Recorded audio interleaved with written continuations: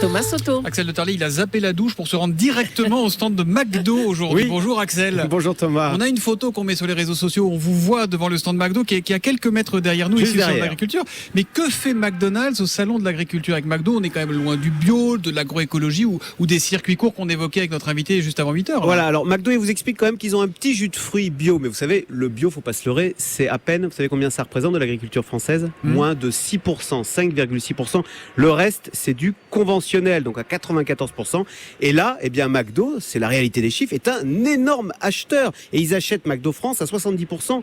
En France, par exemple, on ne le sait pas forcément, mais McDo est l'un des plus gros acheteurs en France de viande bovine pour les burgers, tout simplement. Mais ils achètent énormément de poulet, de salade, de pommes de terre. En tout, près de 1000 tonnes par jour de denrées alimentaires françaises. Par jour, 280 000 tonnes par an.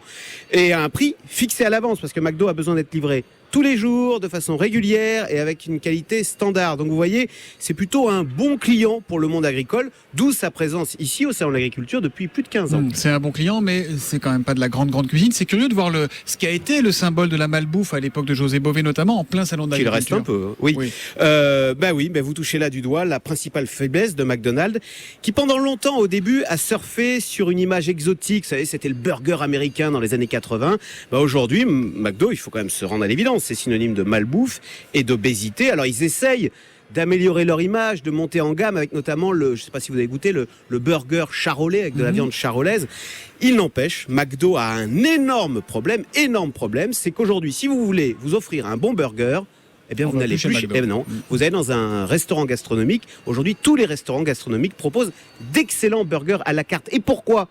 Eh bien, parce que le burger de McDo, il est congelé, alors que le burger du restaurant gastronomique, ce sera de la viande fraîche de chez le boucher. Donc c'est une équation insoluble. Voilà. Mais que peut faire McDo alors? C'est leur modèle là. Justement, oui, c'est leur modèle, parce que le burger c'est leur truc.